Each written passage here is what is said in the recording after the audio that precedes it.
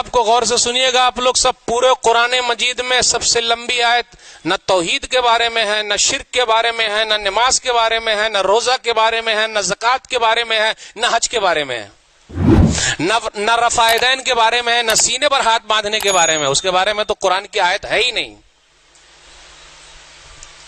ارے جلدی مان بھی گئے سب. ارے جب پوری انرجی مولوی صاحب اسی پر لگاتے ہیں تو سب سے لمبی آیت ہونی چاہیے نا بھائی. پورے قرآن مجید میں سب سے لمبی آیت کون سی ہے؟ ارے میری اردو بہت ہارڈ ہو گئی مولوی صاحب، نہیں سمجھ میں آ رہی بات. پورے قرآن مجید میں توحید والی آیت لمبی نہیں ہے، شرک والی آیت لمبی نہیں ہے. سب سے لمبی آیت لین دین کے بارے میں ہے اور اس کو لکھنے کے بارے میں ہے. پورے ایک پیج ایک صفحہ کی آیت ہے پورا، کہ جب لین دین کرو تو اس کو لکھ لو. کتنے لوگ لین دین کرتے ہیں تو اس کو لکھ لیتے ہیں. ارے بھائی سے لیں گے تو لکھ لیں گے، ابا سے لیں گے تو لکھ لیں گے، رشتہ دار سے لیں گے تو لکھ لیں گے. کتنے لوگ تو بتاتے ہی نہیں ہیں. تو جب مر جائیں گے تو کیسے جنازے کی نماز ہو سکتی کیا؟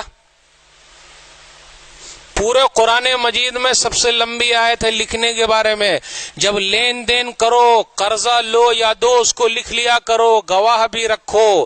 نہیں کرتے ہم اور آپ اس آیت پر عمل نہیں کرتے تو آگے چل کے جھگڑا ہو جاتا ہے، کیس ہو جاتا ہے، کہیں چل کے مرڈر ہو جاتا ہے، رشتہ داری ختم ہو جاتی ہے، دشمنی بڑھ جاتی ہے، سب ختم. قرآن مجید کی سب سے لمبی آیت ہے لکھ لو. ہم اور آپ لکھتے نہیں. ارے دوستی میں لکھیں گے، بھائی چارے میں لکھیں گے. بھیا سے پیسہ مانگا، چپکے سے لوگ مانگتے. ماموں سے مانگا، بھانجے سے مانگا، پیسہ دینا. ارے بھائی مانگیے تو ساتھ میں کسی کو رکھ کے مانگیے. کیوں؟ اگر آپ اللہ نہ کرے دنیا سے چلے جائیں، پتا تو رہے کہ بھائی ان کے اوپر قرضہ ہے، کوئی ادا کرنے کے لیے کھڑا تو ہو جائے گا. ہم اور آپ عمل نہیں کرتے. میرے بھائیو، قرضے کا مسئلہ ہو، لین دین کا مسئلہ، اس کو لکھ لیجئے. کیوں؟ جنازے کی نماز ہو سکتی کیا؟ آئیے سن لیتے ہیں حدیث. کیسی حدیث ہے؟ صحیح بخاری کتاب الکفالہ، کتاب نمبر 39، حدیث نمبر 2295. بہت ناراض ہے آج ہم سے. دیکھیے تو حدیث نمبر 2295. سلمہ بن اکوع رضی اللہ تعالیٰ عنہ کہتے ہیں کہ ایک جنازہ لایا گیا. غور سے سنیے گا. نبی صلی اللہ علیہ وسلم نے فرمایا حل علیہ من دین. یہ نہیں پوچھا یہ جنازہ نمازی ہے، روزے دار ہے، حاجی ہے، زکاتی ہے، توحیدی ہے. نہ، نبی صلی اللہ علیہ وسلم نے جنازے کے بارے میں پوچھا، مردے کے بارے میں پوچھا، اس کے اوپر قرضہ ہے کیا؟ تو بولے قرضہ نہیں ہے. تو نبی صلی اللہ علیہ وسلم نے نماز پڑھ لیا، جنازے کی نماز پڑھا دی. ایک دوسرا جنازہ اور آیا، پوچھا حل علیہ من دین، کیا اس کے اوپر قرضہ ہے؟ تو کچھ لوگوں نے کہا کہ ہاں اس کے اوپر قرضہ ہے. اس حدیث سے یہ پتا چلا جب ہم اور آپ قرضے کا لین دین کریں تو ایک آدمی کو، دو آدمی کو گواہ بنا کے لکھ لے تاکہ وہ مرنے کے وقت گواہی دے کہ ہاں ان کے اوپر قرضہ ہے. تو کہا لوگوں نے کہ ہاں نبی صلی اللہ علیہ وسلم ان کے اوپر قرضہ ہے. تو نبی صلی اللہ علیہ وسلم نے فرمایا صلو علی صاحبکم، جاؤ تم لوگ اپنے بھائی کے اوپر نماز پڑھ لو، جنازے کی نماز پڑھ لو. میں نماز نہیں پڑھاتا، میں نماز نہیں پڑھاتا، اس کے اوپر قرضہ ہے. آج کل ہم اور آپ قرضہ لے رہے ہیں. کس کے لیے لے رہے ہیں؟ بٹوا کے لیے لے رہے ہیں، بہترین گھر بنانے کے لیے لے رہے ہیں. آئیے ایک اہم معاملہ سمجھا دوں. آئیے ایک اہم معاملہ سمجھا دوں کتابوں کے ذریعے، واقعات کے ذریعے. ایک آدمی بھاگتا ہوا آیا، بولے 45 لاکھ. غور سے سنیے گا، 45 لاکھ. جنازہ تیار ہے، نماز ہو گئی ہے، دفن کرنا ہے.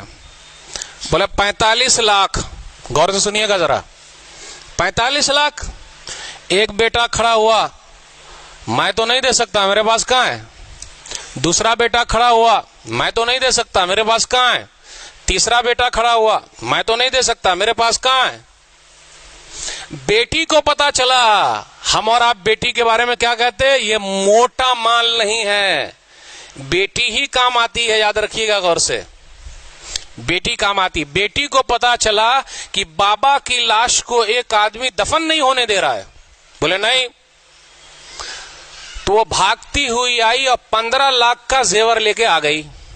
15 لاکھ کا زیور لے کر آئی اور کہا اس آدمی سے کہ یہ 15 لاکھ کا زیور رکھ لیجئے, 15 لاکھ کا زیور رکھ لیجئے, اس کے بعد جتنا پیسہ باقی ہے 45 لاکھ میں پورا دے دوں گی, آپ رکھ لیجئے اور میرے ابا کو دفن ہونے دیجئے. غور سے سنیے گا اس کے بعد کیا ہوا. وہ آدمی پلٹی کھایا, بولے بھائیو سنو, 45 لاکھ لینا نہیں بلکہ میں 45 لاکھ اس مردے کو دینا چاہتا ہوں, میرے ذمے ہے, میں اس کو دوں گا, لیکن میں دوں گا تو کس کو دوں گا. تینوں بیٹوں کی حالت کیا ہوئی ہوگی, تینوں بیٹوں کی حالت کیا ہوئی ہوگی. میں سمجھ گیا یہ آدمی دنیا سے جا رہا ہے, اس کا وارث ایک ہی ہے, وہ ہے اس کی بیٹی. میں اب 45 لاکھ اس بیٹی کو دینے والا ہوں. میرے بھائیو, بیٹیاں وہاں کام آتی ہے جہاں بیٹے بھی کام. اس سے یہ بھی پتا چلا قرض کے بارے میں صاف ستھرا رکھیے, بیٹے بھی ادا کرنے کو تیار نہیں ہے, کوئی نہیں کرتا. ایک صحابی کھڑے ہو گئے ابو قتادہ رضی اللہ تعالیٰ نے, اور کہا اسی کے اندر, علی دینہ یا رسول اللہ, اللہ کے رسول صلی اللہ علیہ وسلم اس آدمی کا قرض میں چکاؤں گا. اس کے بعد نبی صلی اللہ علیہ وسلم نے جنازے کی نماز پڑھ لی. میرے بھائیو, آج کل لوگ قرضہ بھی نہیں دیتے.